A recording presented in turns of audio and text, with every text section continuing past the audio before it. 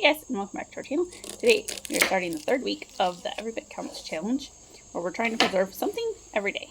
Now this gets a little bit tricky for me, especially since a lot of my harvesting happens in July, but we're working away at it. So today I am making tomato sauce. Yesterday I did some, just some boring things. I stuck some more elderberries and elderberries? Did I do something else? That might have been it for the first day of this week. Anyway, just little bits here and there. And today I'm going to make some sauce. So I had a whole bunch of frozen tomatoes in my freezer that I need to use up because I need my freezer space. When I say I have half a deep freezer full of tomatoes, I'm not kidding at all. Anyway, I just haven't had time to make the sauce, and it takes a little bit of time. So I'm peeling some onions to hopefully be able to chop up in my blender because I don't feel like chopping 3 cups of onions, and I don't have a food processor or anything. So I'm hoping my blender will work. And then I'm gonna saute them with some garlic and so they're nice and soft. Then I'm gonna blend them up with some tomatoes. I'll show you that process when we get there. Anyway, and the tomatoes and herbs and cook it and all that. It's a big process, so we're trying to get going on this. Because, onions take a while to peel, so I'm going to be here for a while peeling onions.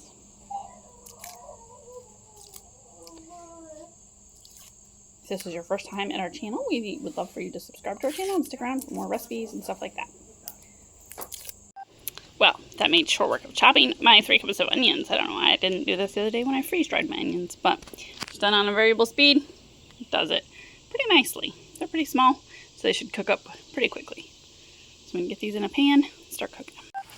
So we have onions and garlic and some oil in there cooking. We're just going to cook them for a few minutes until they're a little bit soft. Okay, the onions and garlic are done cooking. They got a little burnt, so I got to scrub out my pan a little bit. I'm going to blend them with some fresh tomatoes to just kind of get this all nicely blended.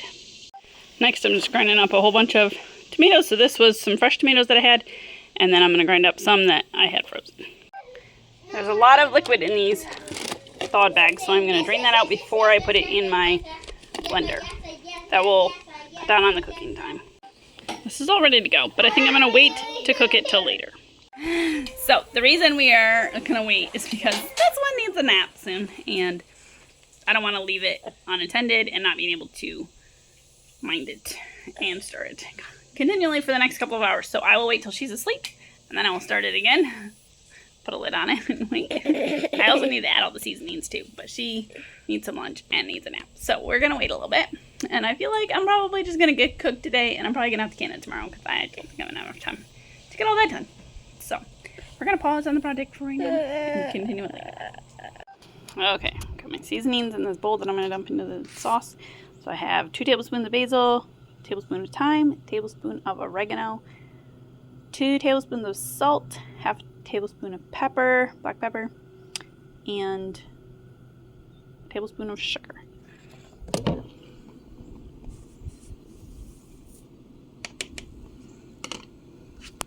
I think technically you're supposed to grind this up with your sauce, but it'll be fine. So I'm going to cook this until it reduces by 1/4 to 1/3. This is not horribly thin, so that's good. I just need to reduce it by 1/4, I would say. Get it all cooked up. Stir it occasionally. We'll be back. I feel like this is probably thick enough, but I don't have time to jar it up right this second. So I'm just going to turn it off and let it sit here for a little bit. And I'll come back to it at some other point, either tonight or tomorrow. I mean, if I don't do it tonight, I will definitely put it in the fridge for tomorrow and take it out and finish it tomorrow. As I figured last night, I was not going to get that tomato sauce can. So I'm going to can it up today. I'm going to fill up my jars and get them going in the canner. I'm kind of doing a steam canning method. If you want more information on it, go check out Madison for Dinner. She has all the details about it. You could also water bath can these for 40 minutes, or you could pressure can them for 25 minutes. So I'm kind of doing a combo of both. Anyway, so I'm going to get these jarred up and lit it up, processed. I'll probably have like 8 quarts, I think. But I'm probably just going to do 1 batch of 7 because that's what will fit in my canner. And then I'll just probably save the other jar for later in this week. We'll either use it or I will another batch of stuff.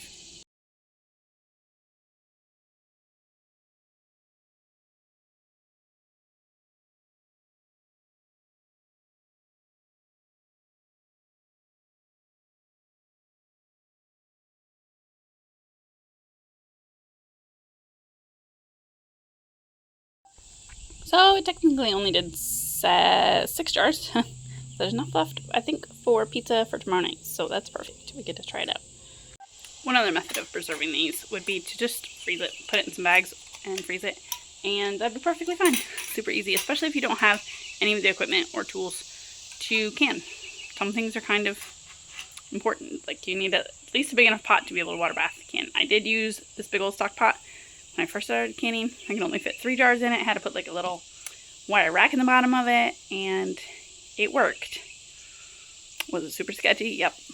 And I also used tongs as like grabbers to pull the jar out of the hot water, but I also had to put rubber bands around it. I used that for a long time until I finally just broke down and bought a jar lifter. You know, I also broke down last year and actually bought a canning funnel because those I feel like are pretty important for canning. You can do without them, but they make it a whole lot easier. So I have a few thoughts about this sauce. Okay, now my family really, really likes this for pizza sauce, and especially requested that I make this for pizza sauce. So I made some. Now, you saw me put it in quart jars. So quart jar is way more than I need for pizza. Like I need maybe half a cup to maybe a cup. We don't like it super saucy, so half a cup is probably plenty. So what am I going to do with the rest of the quart jar once I open it? So I will either use it up in spaghetti or something the next week, or I can freeze it then into smaller bags. I just don't want to freeze it now because I really don't have the freezer space, and I'd rather just be shelf stable for right now. And also you might be thinking, well, why didn't you just can it in smaller jars? I don't have a lot of smaller jars available right now, so it's just more practical for me to just can it up in the quarts and then later freeze it or something like that. Also, while this is a nice tasting sauce, it is not very economical use of tomatoes, I feel like. The other recipe of sauce that I make for spaghetti, it has carrots in it, and the carrots thicken it up really nicely, and so you don't need, like, you don't lose a lot of weight of your tomatoes, I guess. So like 3 pounds, no, I think 6 pounds of tomatoes plus like a pound of carrots will make 3 quart jars of sauce that is thick, tasty, yummy, everything. This took 22 pounds of tomatoes and it made 6.5 quarts. So that ratio is not quite right. You know, I mean, it took a lot more tomatoes to make a lot less quarts.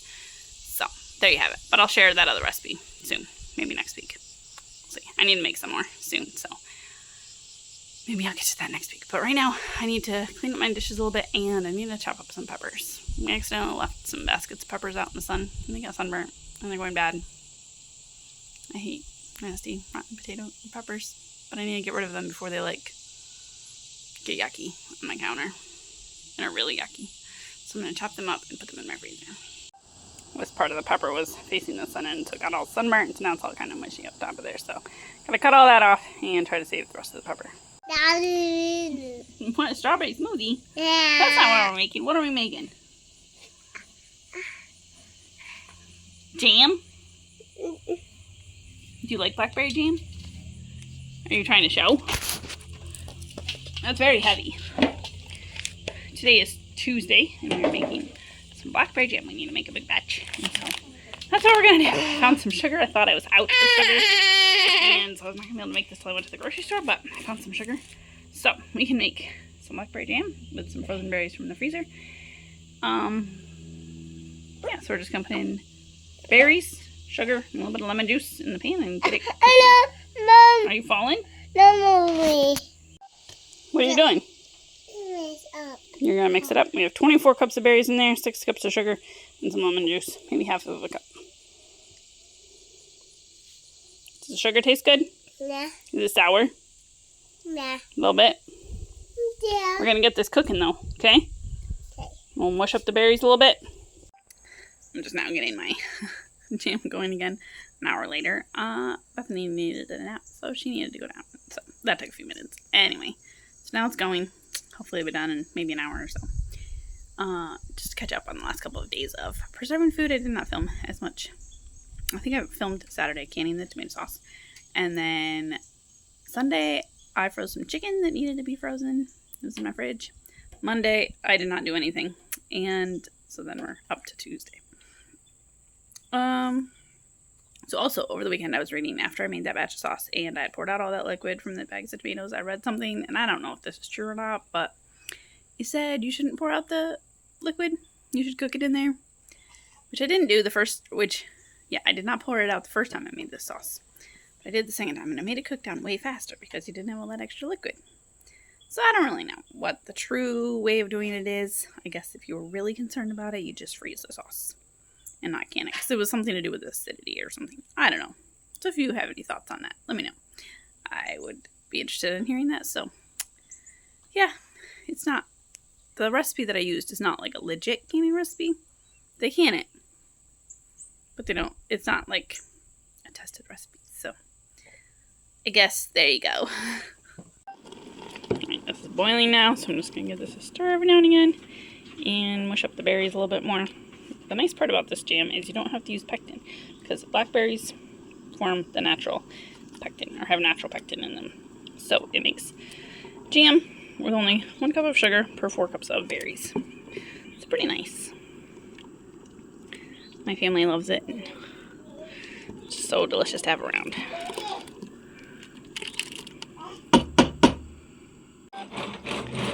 Our jam is done. I got this to read 218, 219, maybe 220. I had it up to 221 just a second ago. But anyway, I think you want it at 220. Or you have a plate that you put in the freezer, and when you cool it, it kind of wrinkles. It's kind of hard to tell. Not wanting to focus very well on it. Anyway, the jam is wrinkling because it's cold, so that means my jam is done. It is now time to jar this up. It is very, very hot. I'm going to try to do this without burning myself. I already burnt myself once. So I got some jars over here. And we'll load them up.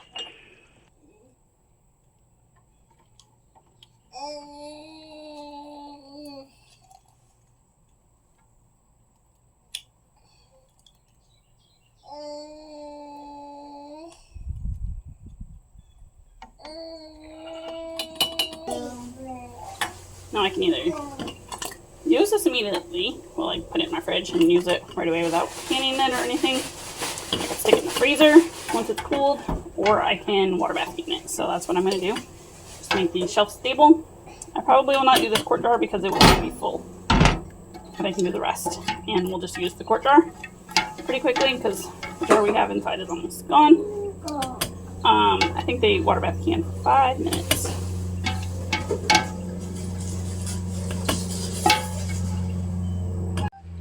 So that gave us 4 half pints and 2 pints and 2/3 of a quart. So I was standing here doing some dishes and thinking, what do I have to offer that is of value in this video? And I was just thinking about it, and I was like, all these recipes that I'm sharing, well, I mean, there's going to be 3 in this video, they can be done without any special tools. Like, a lot of times when you think of preservation, you think, well, I gotta can something, so I need quart jars, and I need rings and lids, and water bath canner, or a pressure canner, or all these things. But sometimes preservation can be super simple. And, just be chucking something in your freezer. Or like in these recipes that I shared, like the tomato sauce can just be frozen in a bag. The jam, you can put it in a jar or a container and put it in your freezer and it will last. Or you can just eat it right away. Either way. And the banana pickles, they will stay good in your fridge indefinitely. I mean, I don't really know how long I would push the limits, but they'll last a good long while.